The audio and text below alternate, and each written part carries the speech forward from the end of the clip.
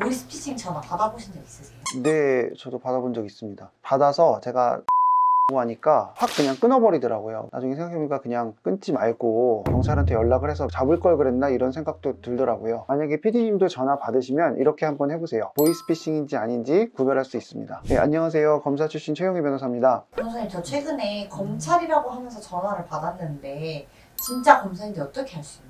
일단 검사님들이 직접 전화를 할 수는 있지만 하는 경우가 일단 거의 없고 010이라는 번호로 뜨는 경우는 사실상 없다고 보시면 되고 대부분은 사무실 전화로 합니다. 그래서 지역 번호가 뜨기 때문에 010이나 070 이런 번호로 전화가 왔다면 일단 의심을 하셔야 될 것 같습니다. 그리고 절대로 검찰청에서 하지 않는 것은 일정한 문자를 보내주면서 이 링크에 접속하라 이런 말은 절대로 하지 않고 어떤 이유든 돈을 입금하라는 말은 하지 않습니다. 따라서 이 두 가지를 해달라는 요구가 있다면 100% 보이스피싱이라고 단정하셔도 됩니다. 돈을 요구하거나 링크를 보내지는 않았지만 과연 진짜 검찰청에서 연락이 온 건지 의심될 수 있습니다. 그리고 검사님이 아니어도 검사님과 함께 일하는 수사관님이 전화를 하시는 경우는 제법 있거든요. 그런 경우에는 어디 검찰청이고 담당 검사님이 누구고 사건 번호가 뭔지를 꼭 물어보십시오. 여기서 그냥 전화를 끊어버리는 사람들이 꽤 있을 것 같고 만약에 대답을 해준다면 알았다고 하고 전화를 끊으시고 그쪽에서 안내해주는 링크나 사이트가 아니라 내가 직접 포털 사이트에 들어가서 예를 들면 광주지방검찰청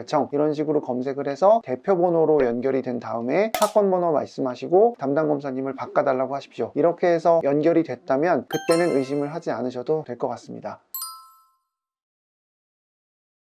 몇 번 있었고요. 근데 이제 가해자들은 전화를 받는 경우가 많이 있는데 피해자들은 사실 전화가 올 걸 예상하지 못하는 경우가 많거든요. 근데 그때 했던 사건은 피해자 진술이 너무 필요해서 출석을 정을 했어야 됐기 때문에 전화를 했더니 다른 것도 아니고 보이스피싱의 피해자이다 보니 검사가 진짜 전화를 하니까 이분이 의심을 할 수밖에 없죠. 전 재산을 검사라고 사칭한 사람한테 잃었기 때문에 그래서 그러신 경우라면 전화를 끊으시고 제가 어디 검찰청에 일하고 있으니까 대표 번호 연락을 해서 담당 검사 찾아서 전화 연결을 하셔라 라고 했더니 얼마 후에 전화 연결이 됐어요. 그래서 제가 말씀드린 날짜에 나오셨습니다.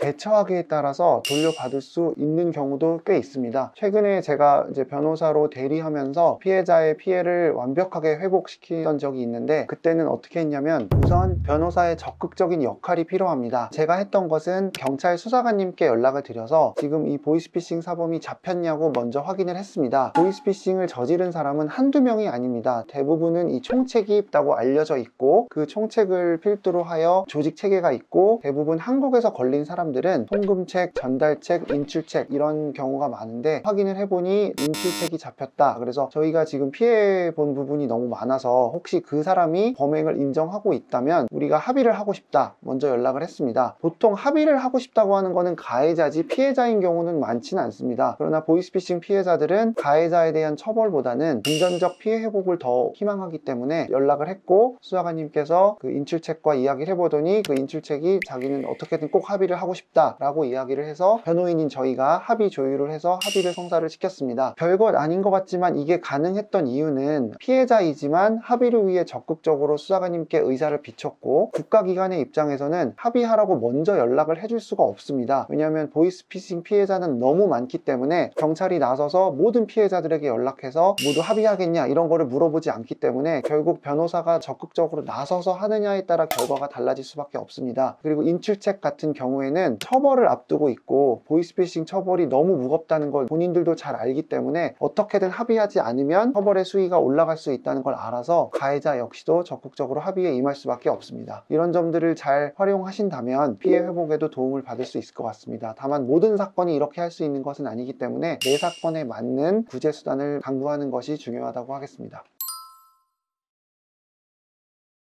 꼭 그렇진 않습니다. 사실 인출책, 송금책 이런 사람들은 한국인인 경우가 훨씬 많고 평범한 직장인, 교직 생활하는 분도 받고 군인도 받고 학생도 받습니다. 이런 분들은 특별히 내가 나 보이스피싱에 가담해야지 이런 결심을 하고 하는 것이 아니라 아르바이트 해야지 라고 하면서 하는 경우도 있습니다. 그런 사람이 보이스피싱 범죄의 책임을 져야 되냐에 대해서는 사안에 따라 무혐의가 나오기도 하고 처벌이 되기도 하는데 많은 경우는 범죄에 가담한 것으로 인정이 됩니다. 공범이라고 하는 것은 꼭 반드시 한 한자리에 모여서 회의를 해야만 공범이 아니라 범행을 실행하는 것이 순차적으로 전달된 경우에도 여전히 공범에 해당하기 때문에 처벌을 받을 수 있습니다. 물론 이런 경우에 변호인으로서 굉장히 회의가 느껴지는 부분도 있습니다. 정말 나쁜 사람은 사실 잡히지 않고 외국에 있는 경우가 많은데, 여기서 잡힌 어떻게 보면 맨 아래에 있는 대놓고 보이스피싱을 한 거로 보기는 애매한 이런 사람들에게만 법적 책임을 묻게 되는 것은 아닌가 하는 안타까운 마음이 드는 면도 없진 않지만, 그럼에도 불구하고 여전히 법적 책임은 져야 하고 피해자의 피해 회복을 위해서 이분들이 노력을 안 할 수는 없기 때문에 이 부분은 현실적으로 어쩔 수 없는 것 같습니다.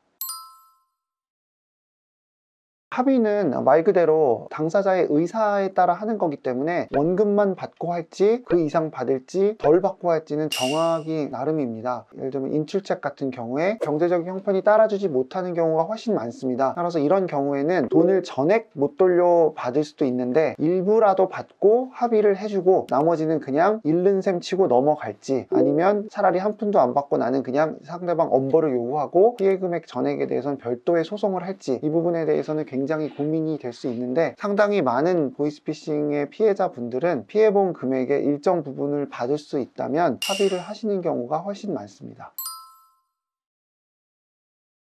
국가기관을 사칭해서 연락이 왔을 때는 당연히 놀라고 겁을 먹을 수 있지만 절대적으로 침착할 필요가 있습니다. 이런 식의 사칭으로 인한 피해가 많다는 것은 사회적으로도 어느 정도 알려질 만큼 알려졌기 때문에, 아까 제가 말씀드린 것처럼 사건에 대해서 말을 한다면 과연 사건 번호가 뭐고 담당자는 누군지 물어보고 특정 사이트에 접속하라는 링크를 보내주는 것은 아닌지, 돈을 송금하라고 요구하는 것은 아닌지, 이 부분을 꼼꼼하게 보실 필요가 있습니다. 그리고 절대로 내 입으로 나의 개인정보를 먼저 말씀을 하시지는 않으시기를 바랍니다. 경우에 따라선 이런 게 무복으로 연결되는 경우도 없지 않기 때문에 개인정보를 물어본다면 아까 말씀드린 대로 보이스피싱인지 아닌지부터 명확히 확인을 하는 것이 순서입니다. 만약 가족 구성원을 사칭한다면 전화를 끊으시고 사칭당한 내 가족 구성원에게 내가 직접 전화를 해서 확인하셨으면 좋겠습니다. 전화로 하면 목소리가 티가 나기 때문에 카톡이나 문자로 하는 경우도 많습니다. 그런 경우라면 꼭 직접 전화를 해서 확인하시기 바랍니다.